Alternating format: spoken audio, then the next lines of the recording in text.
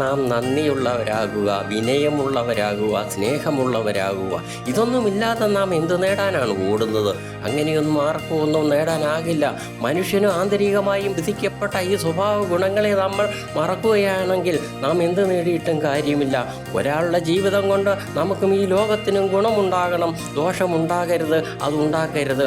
ആദ്യം ഇത്രയും നല്ല ജന്മം നമുക്ക് തന്ന ദൈവത്തിനോടും മാതാപിതാക്കളോടും നന്ദി പറയുക. നമ്മുടെ കൂടപ്പിറപ്പുകളോട്, സുഹൃത്തുക്കളോട് നന്ദി പറയുക. നമുക്ക് ലഭിച്ച നല്ല നിമിഷങ്ങളോട് നന്ദി പറയുക. നമുക്ക് പകലും നിലാവും വായുവും ജലവും അഗ്നിയും തന്ന ദൈവത്തിനോട് നന്ദി പറയുക. അങ്ങനെ നാം എല്ലാത്തിനോടും അനുകമ്പയുള്ളവരായിരിക്കുക. നന്ദിയും സ്നേഹവും നമ്മുടെ ഹൃദയത്തിൻ്റെ സ്പന്ദനവും ഭാഷയുമായിരിക്കട്ടെ. നമുക്ക് ഉപകാരം ചെയ്തവരെ നാം മറന്നു പോകാതിരിക്കട്ടെ. എല്ലാ കണ്ടുമുട്ടലുകളും സ്നേഹത്തിൻ്റെ ആത്മസന്ദേശങ്ങളാകട്ടെ. അത് സാഹോദര്യത്തിൻ്റെ, വിശ്വമാനവികതയുടെ അടയാളമായി തീരട്ടെ എന്ന് നമ്മൾ എന്നും ആഗ്രഹിക്കുക.